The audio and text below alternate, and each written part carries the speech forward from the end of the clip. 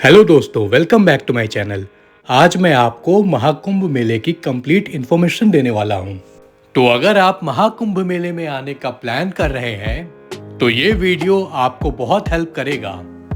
इस वीडियो में बात करेंगे कि आप यहां तक कैसे पहुंचेंगे, प्रयागराज आने के बाद आपको महाकुंभ मेले क्षेत्र में कैसे आना है, अगर आप बाई रोड आ रहे हैं तो कितनी दूर पहले आपको पार्किंग पर रोक दिया जाएगा, कितने किलोमीटर्स तक पैदल चलना पड़ सकता है, मेन संगम पॉइंट के लिए आपको बोट कहां से मिलेगी, यहां आप कहां पर रुक सकते हैं, महाकुंभ मेले में कौन कौन से टूरिस्ट प्लेसेस हैं, और लास्ट में आपको बताऊंगा इस भीड़ में घूमने के लिए स्पेशल टिप्स।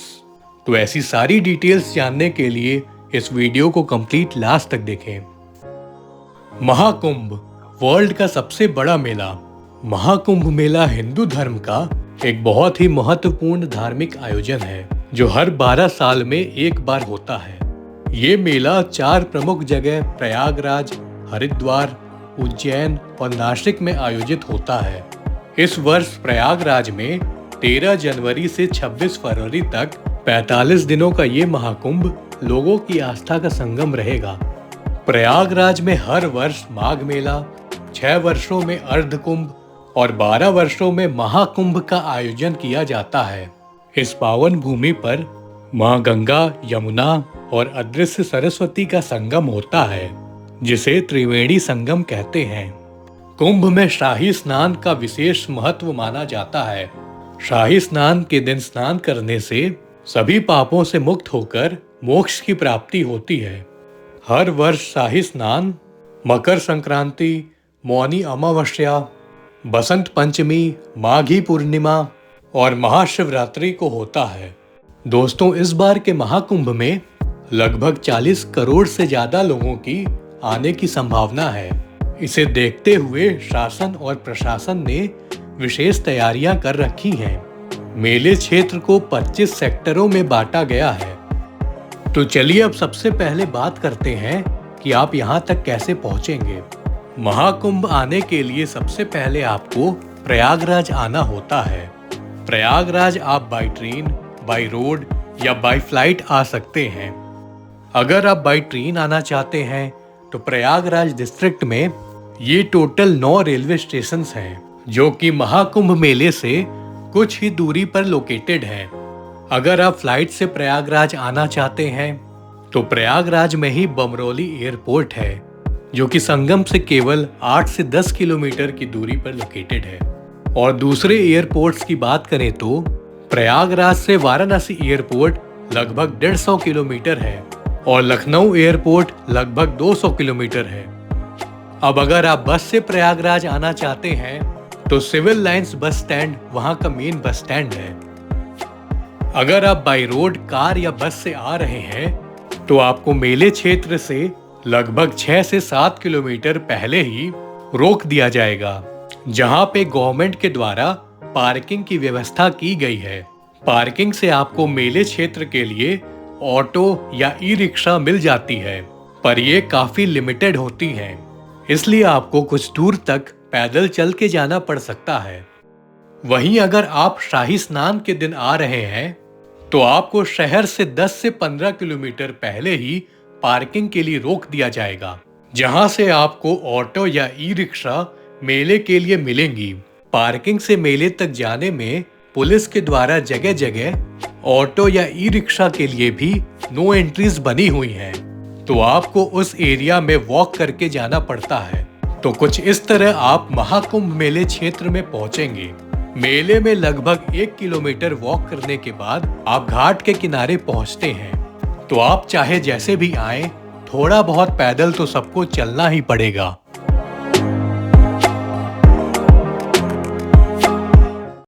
तो अब बात करते हैं कि आपको स्नान कहां पर करना चाहिए। वैसे तो आप यहां कहीं पर भी घाट किनारे स्नान कर सकते हैं, पर मेन संगम पॉइंट जो है वहां जाने के लिए आपको बोट लेके जाना होता है। बोट आपको सेक्टर 22 या फिर अपोजिट साइड अरेल घाट से मिलती है। बोट चार्जेस की बात करें तो यहाँ 300 से 400 रुपए पर पर्सन या तो फुल बोट स्टार्टिंग फ्रॉम 3000 में मिलती है। शाही स्नान या वीकेंड्स के टाइम बोट के रेट्स और हाई हो जाते हैं। तो मेन संगम पॉइंट में जाकर आप स्नान करते हैं। चलिए फिर बोट लेके चलते हैं संगम पॉइंट की ओर।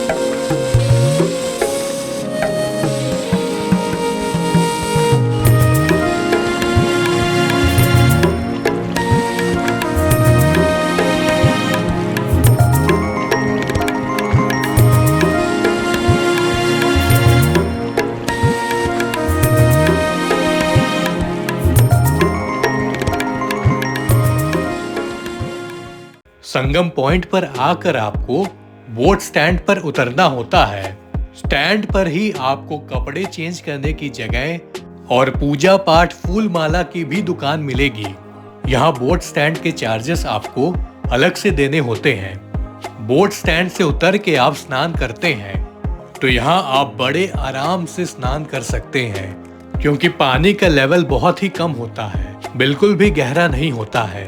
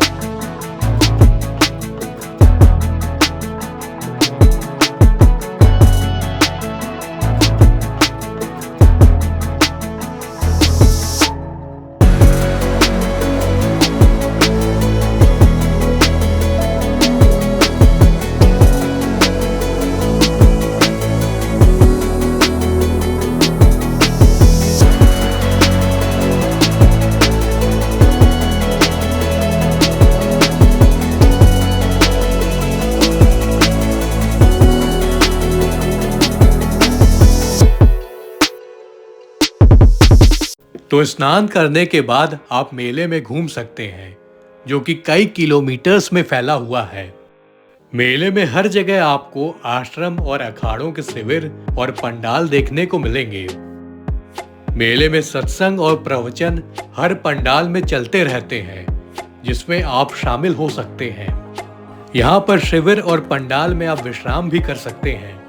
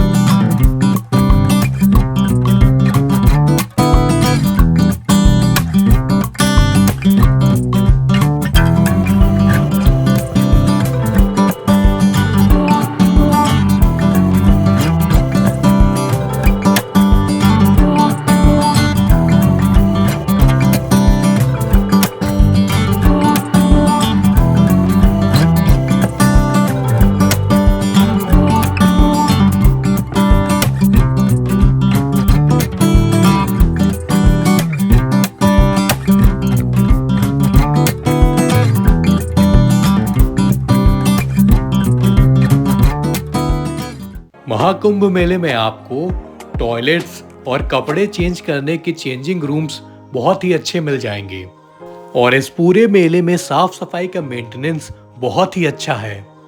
खाने पीने की बात करें तो यहाँ आपको हर जगह दुकानें और फूड कोर्ट्स मिलेंगे जहाँ पर आप खा पी सकते हैं।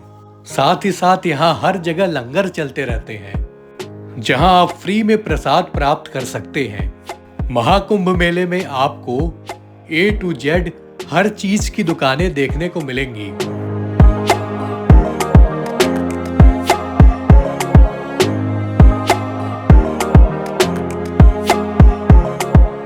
तो इस मेले में आप अच्छे से पैदल घूम सकते हैं। यहाँ हर जगह खोया पाया केंद्र भी बने हुए हैं क्योंकि कुंभ के मेले में लोग बिछड़ जाते हैं। द्वारा संचालित भोली भटकी महिलाओं तथा बच्चों के शिविर में बैठी हैं प्रताप व सुरेश पाल जी सिंह। यहाँ पर रुकने की बात करें तो महाकुंभ के टाइम आपको होटल्स मिनिमम 5 से 7 हजार से स्टार्टिंग में मिलेंगे। अगर आप टेंट में रुकना चाहते हैं तो आपको टेंट सिटी के लिए कुंभ मेला की ऑफिशियल वेबसाइट से बुकिंग करनी होती है। होटल्स और टेंट यहाँ पर पहले से ही आपको फुल मिलेंगे, इसलिए अगर आप महाकुंभ आ रहे हैं तो आप पहले से ही ऑनलाइन बुकिंग करके आएं। इसके अलावा आप गवर्नमेंट के फ्री रैन बसेरा में भी रुक सकते हैं।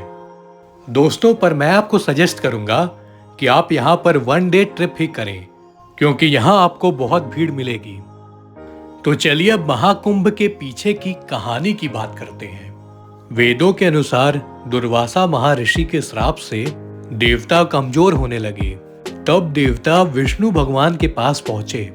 विष्णु जी ने उन्हें राक्षसों के साथ मिलकर समुद्र मंथन का उपाय बताया।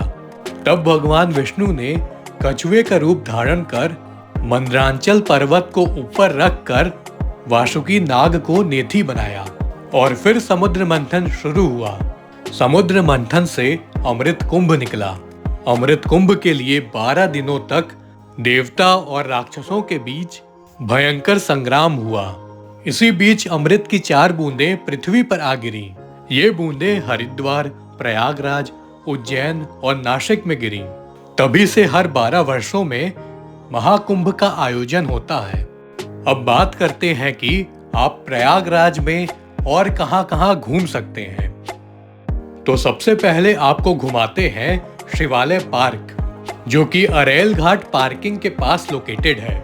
शिवालय पार्क में 4 धाम और 12 ज्योतिर्लिंगों को वेस्ट मटेरियल्स के द्वारा बनाया गया है, जो कि बहुत ही सुंदर है। यहाँ आप बोटिंग भी कर सकते हैं। शिवालय पार्क में टिकट मंडे टू फ्राइडे 50 रुपए और सैटरडे संडे को 100 रुपए लगते हैं। तो चलिए इस पार्क को एक्सप्लोर करते हैं।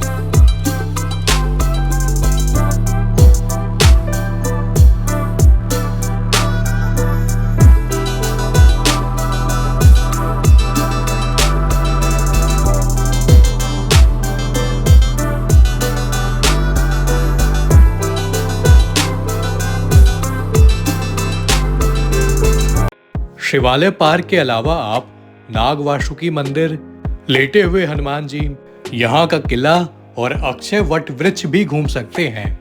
इसके बाद रात को आप शास्त्री ब्रिज से महाकुंभ मेले का बहुत ही शानदार व्यू देख सकते हैं।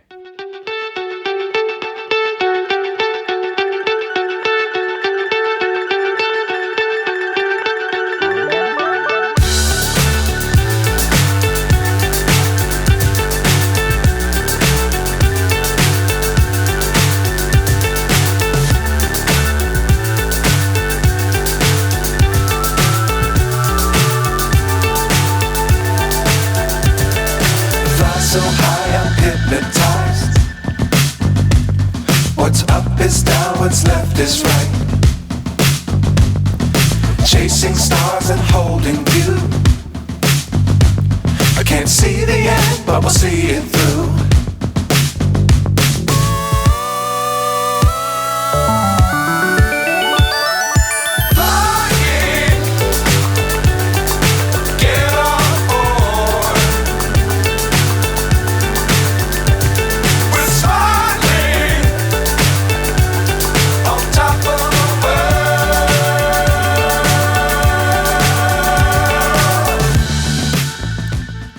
अब लास्ट में बात करते हैं महाकुंभ मेले के लिए स्पेशल टिप्स।